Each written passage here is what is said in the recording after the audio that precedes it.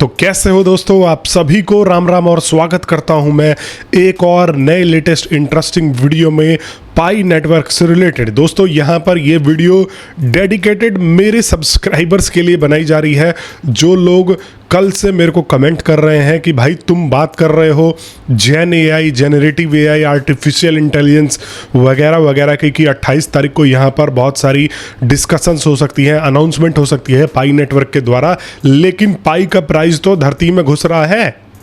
समझ रहे हो, यहाँ पर पाई के प्राइसिंग को लेके काफ़ी सारे लोगों को चिंता है, तो मैं इस वीडियो में डिस्कस करके बताने वाला हूँ कि पाई की प्राइसिंग जो है वह अब किस मोड़ पे जाएगी और अभी कहाँ पर खड़ी है। तो जिस भी भाई ने अभी तक मेरे चैनल को सब्सक्राइब नहीं किया है वह चैनल को अवश्य सब्सक्राइब करके जुड़ जाओ। दोस्तों 50,000 की हम फैमिली होने वाले हैं और यहाँ पर मैं आप लोगों के लिए एक बेहतरीन सा गिव अवे का भी बंदोबस्त कर रहा हूँ जैसे ही हम इसको कंप्लीट करते हैं। तो दोस्तों यहाँ पर देखो, सबसे पहले तो मैं आपको स्क्रीन पर लेके आ जाना चाहूँगा और मैं यहाँ पर आ गया कॉइन मार्केट कैप अपना फेवरेट वेबसाइट के ऊपर। तो ये जो आप देख रहे हो ये अब 0.4 में चली गई है, जो प्राइसिंग कल तक यहाँ पर आपको 5.5, 0.5.5, 0.6 पे दिख रही थी, वो इवन आज जो है 0.47 पे चली गई है और ये दोबारा से 0.5 आ भी गई होगी अगर आप लोग देखते हो। लेकिन ये जो गिरावट है यह एक बहुत बड़ा गिरावट है और इसका क्या संकेत एग्जैक्टली में पाई नेटवर्क यहाँ पर देने की कोशिश कर रहा है। तो सबसे पहले ये संकेत से पहले हम मार्केट देख लेते हैं, क्रिप्टो मार्केट देख लेते हैं कि क्रिप्टो मार्केट के क्या हालात हैं। और आपको पता है कि भाई बिटकॉइन $1 लाख के ऊपर ही चल रहा था, हमेशा से 1,10,000 को भी ये इवन क्रॉस करके बैठा हुआ था।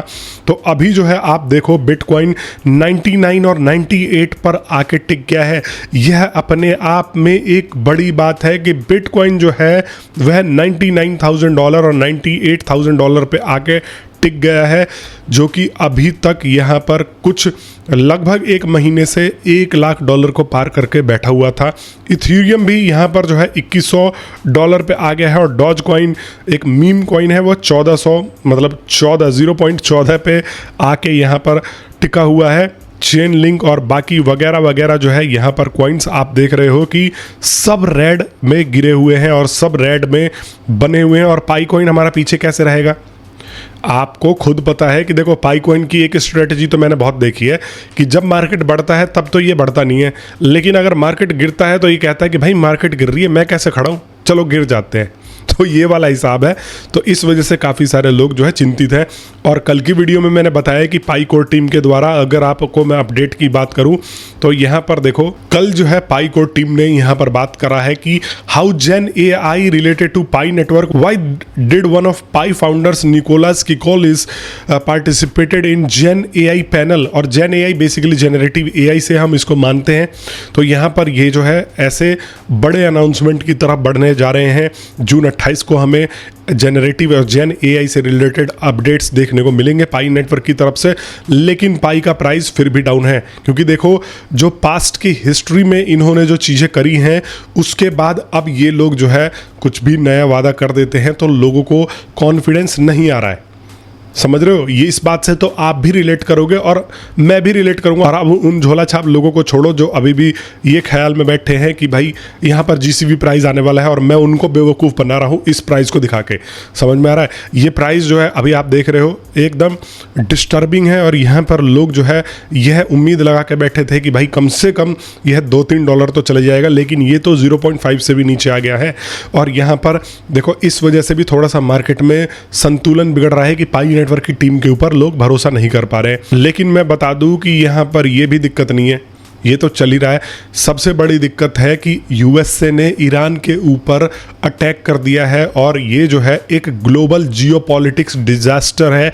यहाँ पर लिटरली दोस्तों वर्ल्ड वॉर 3 होने के चांसेस बन रहे हैं।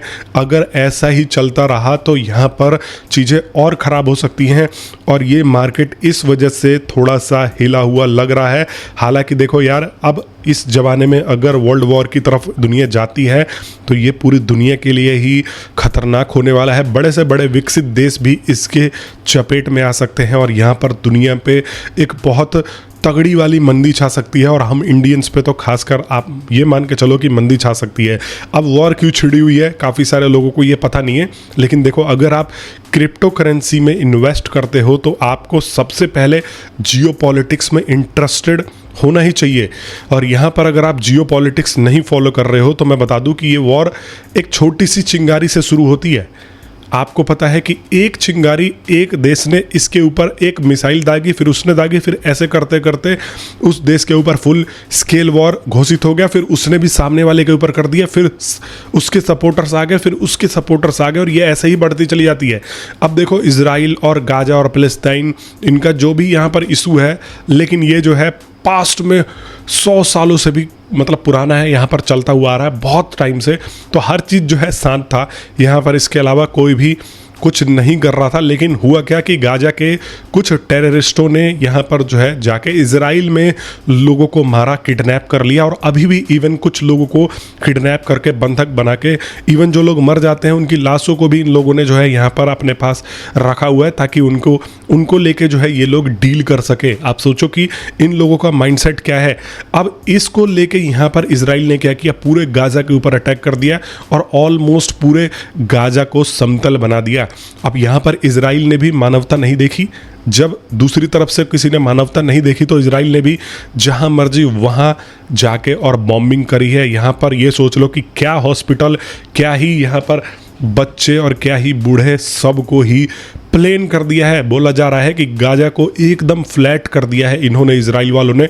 इतने बम मारे हैं जितना कि यूएसए ने अफगानिस्तान में भी यहाँ पर इस्तेमाल नहीं किए हैं, सीरिया इराक में भी इतने बम इस्तेमाल नहीं हुए हैं जितना कि इन्होंने यहाँ पर बम मारा है।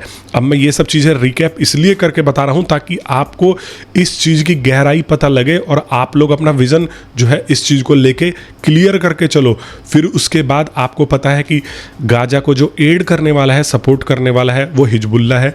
हिजबुल्ला ने यहाँ पर जो है इसके सपोर्ट में इजराइल के ऊपर अटैक शुरू किया। फिर इजराइल ने फुल फ्लैज वॉर हिजबुल्ला के ऊपर घोषित कर दिया और बेरूट जो है इसकी राजधानी है, इसके ऊपर जाके लगातार बॉम्बिंग करी।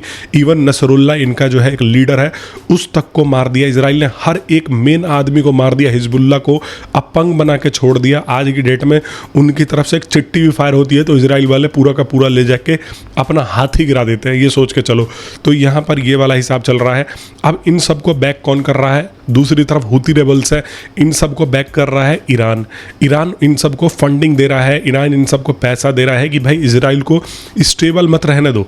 देखो मानवता लगभग दोनों तरफ से यहाँ पर दोनों लोगों ने खराब किया है, और यहाँ पर अगर देखा जाए तो जो शुरुआत करता है उसी की गलती मानी जाती है। आप ये कहते हो कि 100 साल पुराना ऐसा था वैसा था। अबे भाई अभी तो दुनिया शांत चल रही है, अभी उनके देश में घुस के ये सब करने की क्या ज़रूरत है? अगर आप पीस की बात करते हो तो भाई बैठ के टेबल पे बात करो। अगर आप लड़ाई कर रहे हो तो फिर लड़ाई में जब आपने कुछ नहीं देखा तो उन्होंने कुछ नहीं देखा। और दोस्तों साथ साथ में ईरान यहाँ पर न्यूक्लियर बम भी बना रहा था। मोसाद जो है वो दुनिया की सबसे ज़्यादा तेज और सबसे ज़्यादा कैपेबल इंटेलिजेंस एजेंसी है। वो पूरे ईरान में ऐसा बोला जाता है कि ईरान के कितने ही जनरल्स और कितने ही इनके जो है आर्मी के बड़े बड़े लीडर्स जो है या इनके स्टाफ है वह मोसाद के एजेंट है, मोसाद के लिए काम करते हैं। तो यहाँ पर इजराइल को खबर थी कि ये न्यूक्लियर बॉम्ब बना रहे हैं, अगर न्यूक्लियर बॉम्ब बनाते हैं तो ये इसके ऊपर गिरा देंगे। फिर इस वजह से अमेरिका ईरान से डील करने की कोशिश करने लग गया। अब इन्होंने डील नहीं करी तो काफ़ी समय के बाद इजराइल ने क्या करा, भाई अब हम तो वैसे भी अपने अस्तित्व के लिए लड़ रहे हैं, तो इन्होंने जाके ईरान के ऊपर बम गिरा दिया। अब ईरान के ऊपर बम गिराने के बाद दोस्तों यहाँ पर ईरान का कुछ ज़्यादा बिगड़ा नहीं। मतलब ये सोच लो कि इन्होंने न्यूक्लियर फैसिलिटीज़ जो है वो पहाड़ों के नीचे बना रखी थी। फिर उसके बाद यूएसए ने कोशिश करी कि चलो इनसे डील कर लेते हैं, लेकिन वो मान ही नहीं रहे कि भाई हम यूरेनियम बनाएंगे ही बनाएंगे, हम छोड़ेंगे ही नहीं। तो अब यूएसए ने क्या करा है, अपने B-2 बॉम्बर्स भेज के, बंकर बस्टर इसको बोला जाता है, और यहाँ पर ये मिसाइलों से पहाड़ों को छेद करके इनके फैसिलिटीज़ को उड़ाया गया है। अब देखते हैं कि ये मोड़ किस तरफ जाता है। और मैंने सुबह ही ये न्यूज़ पढ़ी और देखी, मैंने तभी तुरंत अपना आधा पोर्टफोलियो खींच लिया।